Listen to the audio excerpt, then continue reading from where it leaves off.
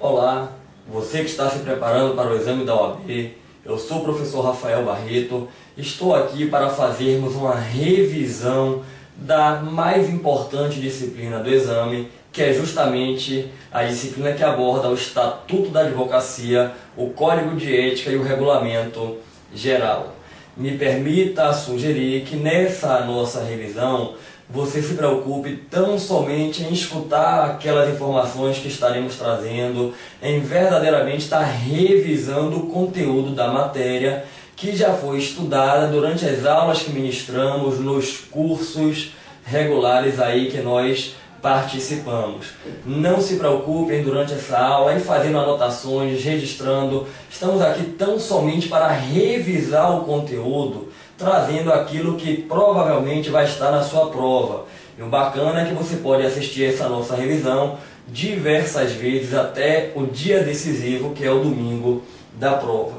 O primeiro tema que eu costumo trabalhar é o que eu denomino de atividade da advocacia. É o primeiro tema normalmente cobrado nas provas. E vamos lembrar quais são as situações que não configuram atos privativos de advogado. Em que hipóteses é possível postular sem a participação do advogado? Vamos lembrando, na Justiça do Trabalho não precisa de advogado. Nos juizados especiais estaduais, até 20 salários mínimos não precisa de advogado. Se o valor da causa for superior a 20 salários mínimos, tem que ter advogado. Juizados especiais federais, qualquer que seja o valor da causa, não precisa de advogado. Mais uma vez, não é preciso de advogado na Justiça do Trabalho, nos juizados especiais estaduais, se a causa for até 20 salários mínimos, nos juizados especiais federais, qualquer que seja o valor da causa. Lembre que a impetração de habeas corpus não é ato privativo de advogado, mas ajuizamento de mandado de segurança, de habeas data, de mandado de junção e de ação popular constituem sim atos de advocacia. Habeas corpus não precisa de advogado, mas as outras ações constitucionais com toda certeza precisam do advogado.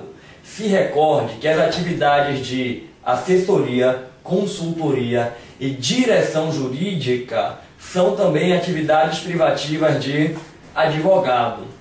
E vamos lembrar agora daquela questão que envolve o registro dos atos constitutivos das pessoas jurídicas. Como é que está lá no Estatuto da OAB, logo no artigo 1º, no parágrafo 2º, atos e contratos constitutivos de pessoa jurídica somente serão admitidos em registro, sob pena de nulidade, quando visados por advogado. Se cair dessa forma, está certo. Mas tem uma ressalva fora do Estatuto. Sociedade empresária que se enquadre como microempresa e empresa de pequeno porte não precisa ter o visto de advogado. Lembre disso. Se é uma sociedade empresária enquadrada como microempresa, empresa de pequeno porte, não precisa de visto de advogado. Bom, e o estagiário? Esses atos de advocacia podem ser praticados pelo estagiário. Vamos lembrar? O estagiário regularmente inscrito na OAB pode praticar em conjunto com o advogado e sob a responsabilidade do advogado todos os atos de advocacia.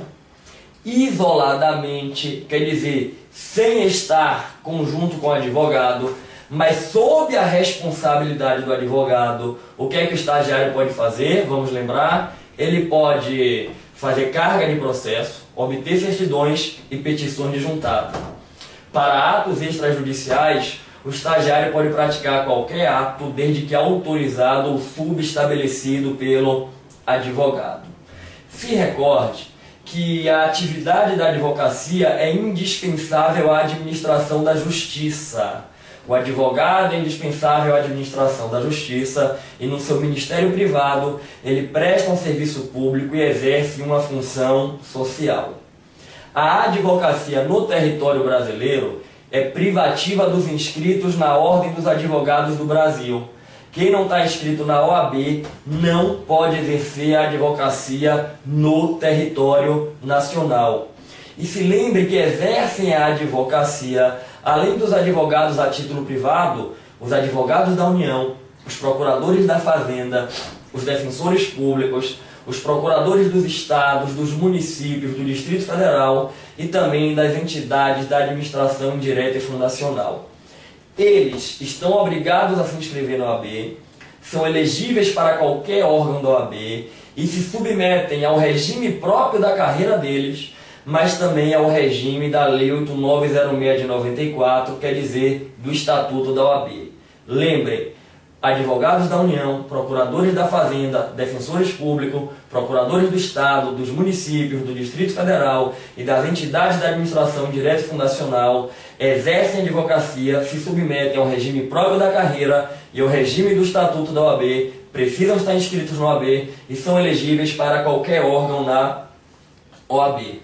Se lembre também que ato de advogado praticado por quem não é advogado, por advogado impedido, por advogado suspenso ou que está incompatível, é ato nulo de pleno direito. Esse é o primeiro tema que eu queria recordar. Eu vou passar agora para o segundo tema, que é o estudo do mandato da procuração. E lembre, o advogado postula em juízo ou fora dele fazendo prova do mandato, fazendo prova da procuração. Entretanto, afirmando urgência, ele pode atuar sem procuração, desde que junte aos autos num prazo de 15 dias, prorrogável por igual período. Se a prova trouxer que o advogado pode atuar sem procuração em qualquer hipótese, está errado. É apenas quando ele afirma urgência. Ele tem que juntar em 15 dias, prazo que é prorrogável por igual período. E quanto aos poderes da procuração, vamos lembrar? A procuração para o foro em geral habilita o advogado a praticar todos os atos judiciais em qualquer juízo ou instância, vírgula, salvo aqueles atos que exigem poderes especiais. Se a prova trouxer que a procuração para o foro em geral habilita o advogado a praticar todos os atos em qualquer juízo ou instância, está errado. Por que está errado? Porque faltou, salvo os atos que exigem poderes especiais. O advogado pode renunciar à procuração? Pode. Mas se ele renuncia, ele continua vinculado à causa por mais 10 dias, salvo se for substituído antes desse período. Se a prova trouxer que em qualquer hipótese o advogado está vinculado à causa por mais de 10 dias, está errado. Que tem um salvo se ele for substituído por outro colega antes desse período. Se lembre que, como regra geral, o mandato não se extingue por decurso de tempo, permanecendo enquanto permanecer a relação de confiança recíproca com o cliente. A gente presume a extinção do mandato quando estiver concluída a causa ou arquivado o processo. E aí, concluída a causa, o advogado é obrigado a devolver ao cliente os bens que lhe foram entregues, bem como a fornecer uma prestação de contas pormenorizada. Se não fornecer a prestação de contas, vai praticar infração disciplinar e o cliente pode reclamar essa prestação no prazo de 5 anos. Lembre que, como regra geral, o advogado não pode aceitar a procuração de quem já tem patrono constituído, salvo por motivo justo ou para adoção de alguma medida urgente. Se a prova trouxer que em nenhuma hipótese o advogado pode aceitar a procuração de quem já tem advogado, sem prévio conhecimento do colega, está errado. Se houver motivo justo, se for para adotar medida urgente, aí ele vai poder. Se recorde também que quando os advogados se reúnem em regime de cooperação ou formam uma sociedade, primeiro, não podem defender interesses opostos no processo. Segundo, o mandato é outorgado individualmente à sociedade, o mandato é outorgado individualmente aos advogados que integram a sociedade. O mandato não é outorgado coletivamente à sociedade. É individualmente aos advogados que integram a sociedade, fazendo constar o nome da sociedade. E se os clientes do advogado, ele advoga para 3 pessoas no processo, entrarem em conflito, sobrevindo conflito de interesses entre os constituintes, não havendo acordo, o advogado, com prudência e discernimento, vai optar por um mandato e renunciar aos demais. O advogado não é obrigado a renunciar todos os mandatos. Ele opta por um e renuncia aos demais. O advogado pode postular contra um ex-cliente ou contra um ex-empregador? Pode, mas tem que resguardar o sigilo profissional. Quais são as causas que ele deve se abster de patrocinar? As que contrariam a moral, a ética, a validade de um ato jurídico que ele participou da elaboração, orientou, ou quando a outra parte lhe consultou, obteve um parecer.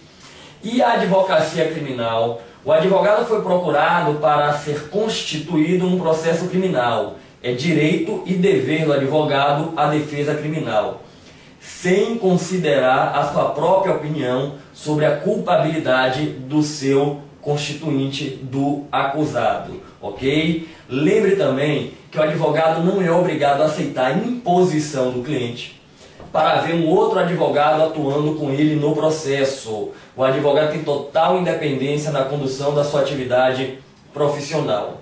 E advogado pode ser preposto em processo? Pode. O que não pode é simultaneamente ser advogado e preposto no mesmo processo. E a transferência do mandato, da procuração, aquela questão do subestabelecimento, como é que funciona? O subestabelecimento com reserva de poderes, se mantendo no processo, é um ato pessoal privativo do advogado. E o subestabelecido tem que acertar os honorários com o subestabelecente. Não pode cobrar os honorários do cliente, cobra do advogado que subestabeleceu. Se o advogado subestabelece sem reservas, que equivale a uma renúncia, o cliente tem que ser previamente notificado, tem que ter o prévio e inequívoco conhecimento do cliente, que o cliente pode não aceitar aquele novo advogado no processo. Essas são as questões que envolvem o mandato. Eu já parto agora para debatermos o terceiro tema, que são os direitos do advogado. Lembrem, na relação entre advogado, juiz e membro do Ministério Público, não há hierarquia nem subordinação. Todos devem tratar-se com consideração e com respeito recíprocos. E o advogado não deve jamais temer desagradar o juiz, ser impopular no exercício da advocacia. Ele tem que manter a independência em toda e qualquer situação. Nenhum receio de desagradar magistrado ou autoridade ou de ficar impopular deve deter o advogado no exercício da sua profissão.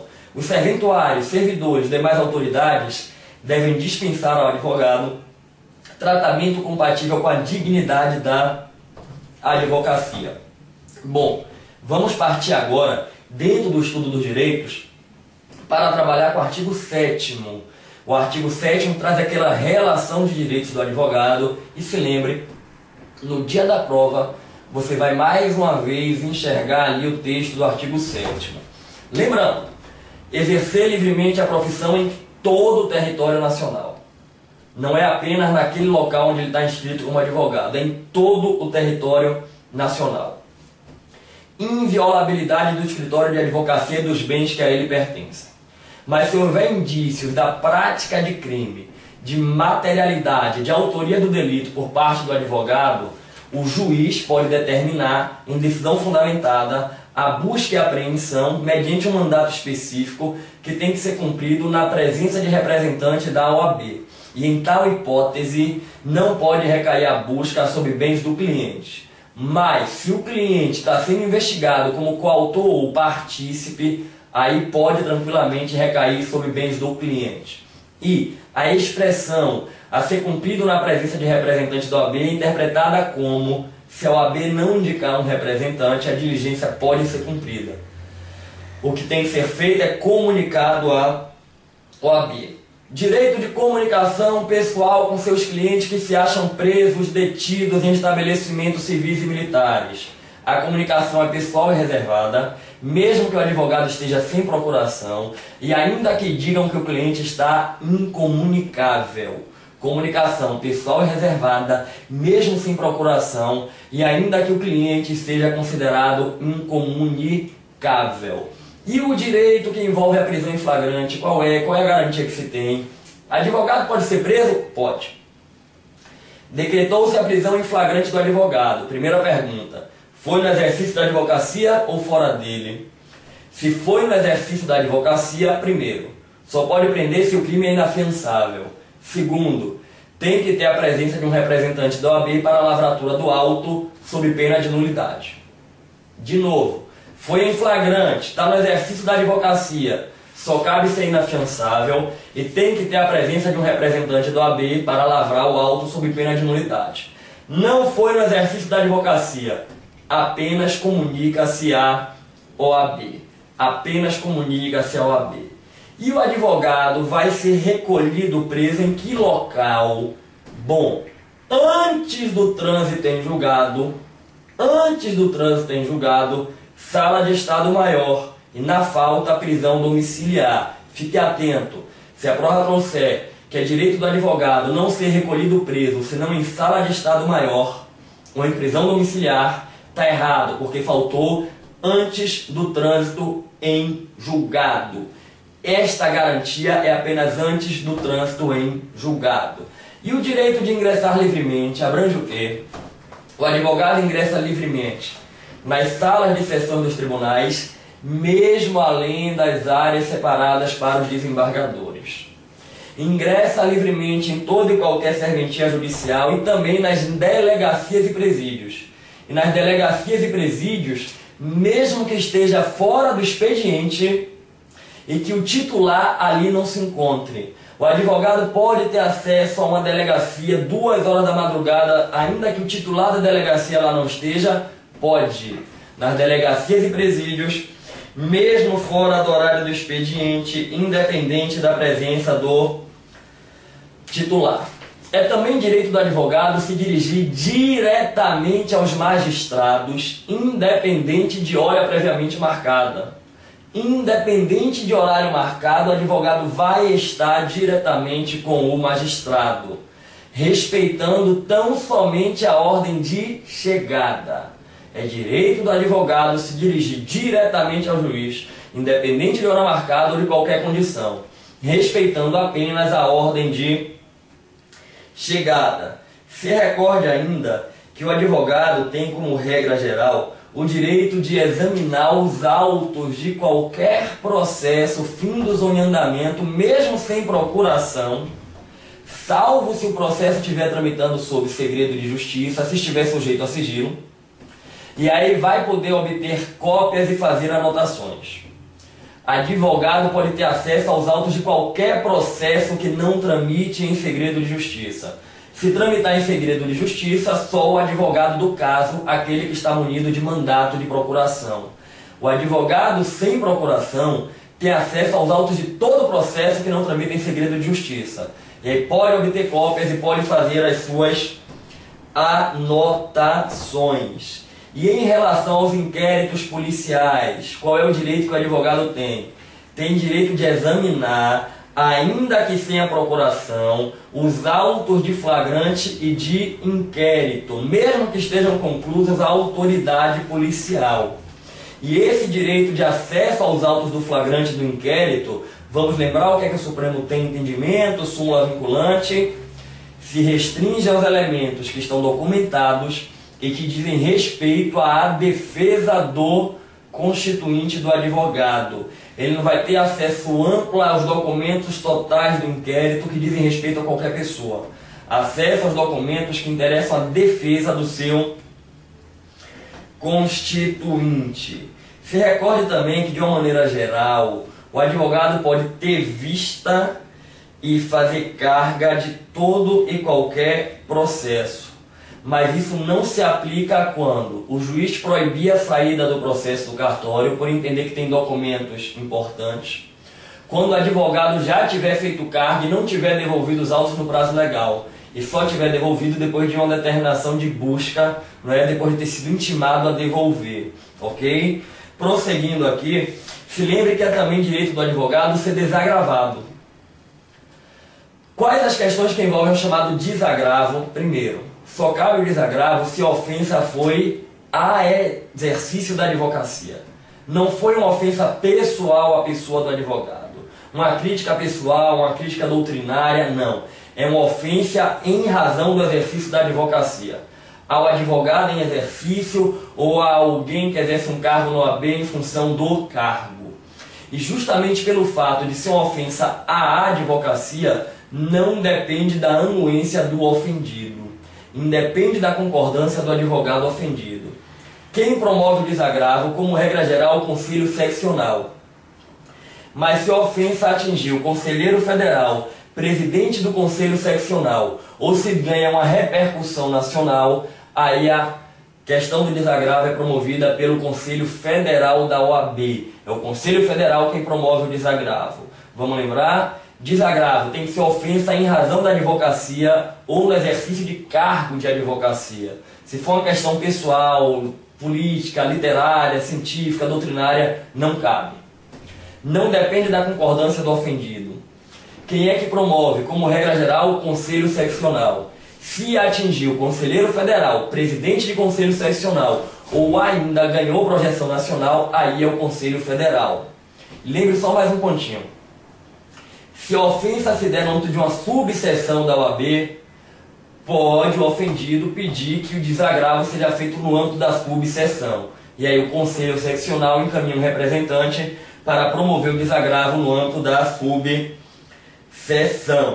Bom, lembre também que o advogado tem o direito de se recusar a depor como testemunha em processo no qual atuou ou que envolva algum cliente dele, e isso mesmo que o cliente lhe autorize. Mesmo que o cliente lhe autorize. Lembre ainda que é direito do advogado se retirar do recinto em que ele se encontra aguardando a prática de um ato judicial, se decorrido 30 minutos, a autoridade que vai presidir o ato não estiver lá. Se o juiz estiver lá, ele não pode se retirar. Mas ultrapassado 30 minutos, a autoridade não chegou, ele pode se retirar. Como é que ele faz? Ele faz uma petição e protocoliza em juízo, da entrada na secretaria do cartório. Lembre que o advogado tem imunidade para injúria e difamação, mas a imunidade não abrange desacato nem calúnia. O direito à imunidade abrange injúria e difamação, não abrange desacato nem abrange calúnia. Fechamos o tema direitos do advogado, passamos para o próximo. Inscrição. Quais são os requisitos para se inscrever na OAB? Vamos lembrar: capacidade civil, diploma ou certidão de graduação em direito, e, se foi um diploma obtido em uma instituição estrangeira, alguém que estudou direito fora do Brasil pode se inscrever na ordem? Pode. Basta que revalide o diploma aqui no Brasil e preencha os outros requisitos que estamos trabalhando. Primeiro, a capacidade civil. Segundo, é o diploma ou a certidão de conclusão do curso. Se estudou lá fora, não tem problema. Pega o diploma, revalida e preenche os demais requisitos. Quais são eles? Título de eleitor e quitação militar, no caso de homem. Aprovação no exame da ordem, que é o que nos traz aqui nessa revisão, é obter aprovação no exame da ordem, que você vai lembrar, é disciplinado por um provimento do Conselho Federal, mas é executado pelo Conselho Seccional. Quem disciplina o exame da ordem é o Conselho Federal, mas quem executa é o Conselho Seccional. Não pode exercer atividade incompatível com a advocacia, tem que ter idoneidade moral e tem que prestar um compromisso solene perante o Conselho. Pela natureza personalíssima, somente a pessoa pode prestar o compromisso. Quanto à questão da idoneidade moral, se lembre, a falta de idoneidade, a inidoneidade, pode ser suscitada por qualquer pessoa. E tem que ser decidida por no mínimo 2/3 dos membros do Conselho Seccional. A falta de idoneidade pode ser questionada por qualquer pessoa e tem que ser decidida por 2/3 dos membros do Conselho. E lembre que não atende o requisito da idoneidade quem sofreu condenação por crime infamante, salvo se houver a reabilitação judicial. Aquele que foi condenado pela prática de crime infamante não atende o requisito da idoneidade, salvo se houver a reabilitação judicial. E a inscrição do estagiário? O estágio profissional de advocacia é feito nos 2 últimos anos do curso de Direito. A inscrição é feita no domicílio do curso dele, não é no domicílio pessoal dele, é no domicílio da faculdade de Direito. O estudante de Direito, que é incompatível com a advocacia, não pode se inscrever na OAB, mas pode frequentar o estágio da instituição de ensino. Não pode se inscrever na OAB, mas pode frequentar o estágio da instituição de ensino. E se recorde, bacharel em Direito, a pessoa que já é formada, pode se inscrever como estagiário para fins de aprendizagem. O bacharel pode se inscrever como estagiário para fins de aprendizagem. Bom, se recorde que a inscrição do advogado deve ser feita no concelho de cujo território ele pretende exercer a atividade de advocacia. E se houver alguma dúvida, prevalece o domicílio da pessoa física do advogado. Além dessa inscrição principal, ele tem que tirar uma inscrição suplementar naqueles locais onde ele passar a atuar com habitualidade, considerando-se como tal o que exceder a 5 causas por ano. Passou de 5 causas por ano em outro estado, tem que tirar uma OAB suplementar. Se lembre, se a sociedade de advogados abrir uma filial em outro lugar, em outro estado, o advogado é obrigado a tirar a OAB suplementar. Bom, se recorde também que o advogado pode, havendo a sua mudança efetiva de domicílio, transferir o local da sua inscrição. Quando é que a gente cancela a inscrição do advogado? Quando ele requerer, quando ele falecer, quando ele for excluído, quando ele passar a exercer uma atividade incompatível com a advocacia em caráter definitivo. Que se for em caráter temporário, a inscrição não vai ser cancelada, vai ficar tão somente o que vai ser o caso de licença, o advogado vai ficar licenciado. E o advogado que teve a OAB cancelada pode se inscrever de novo no OAB? Pode, se preencher os requisitos, se for excluído tem que ter a reabilitação, e ele inscrito de novo não obtém o mesmo número de ordem, é um novo número de ordem. Quando é que o advogado tem que se licenciar? Quando ele requerer, quando ele perder a sua capacidade civil, sendo objeto de uma doença mental curável, e quando ele passar a exercer uma atividade incompatível com a advocacia em caráter temporário. Se lembre, o cartão do advogado é prova de identidade civil e é de uso obrigatório onde quer que ele se apresente como advogado. E todo e qualquer escrito do advogado tem que estar firmado indicando o seu número de inscrição. E todo e qualquer anúncio tem que também indicar um número de inscrição, ok? Fechamos mais um tema que é a inscrição. Daqui a pouquinho, no próximo bloco, a gente continua com essa revisão, iniciando pelo tema Sociedade de Advogados.